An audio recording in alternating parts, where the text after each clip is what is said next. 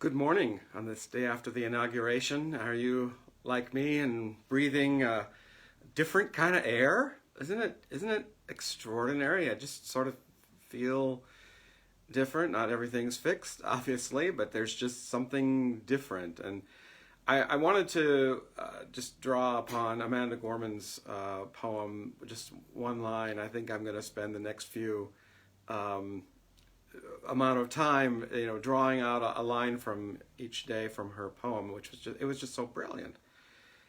And I also wanted to talk about one other moment of brilliance I felt yesterday too, which was Lady Gaga singing the national anthem. But first, this one line from Amanda Gorman: "Somehow we've weathered and witnessed a nation that isn't broken, but simply unfinished."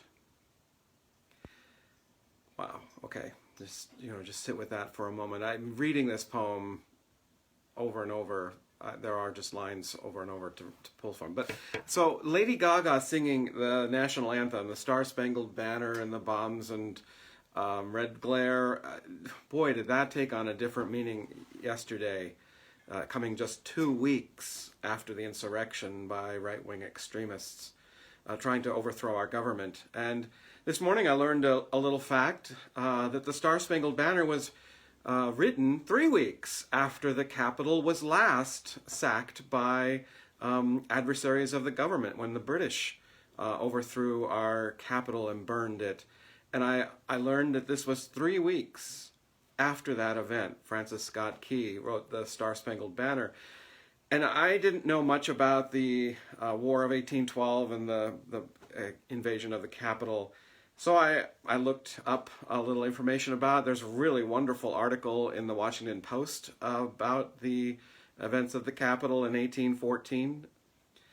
And it's described in the paper as there were multiple fires inside the Capitol. They immolated the Supreme Court, the Library of Congress.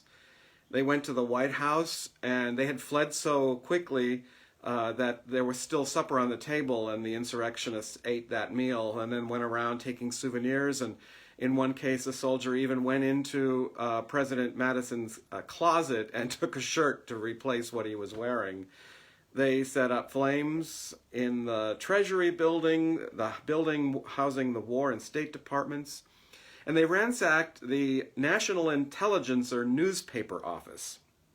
Now, this was led by General Robert Ross and Rear Admiral Alexander Cockburn.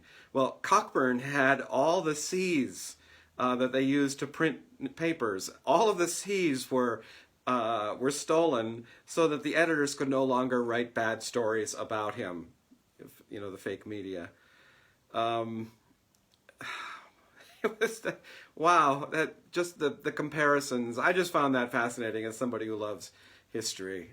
But it does sort of continue that theme that Amanda Gorman said. Somehow we've weathered and witnessed a nation that isn't broken, but simply unfinished. And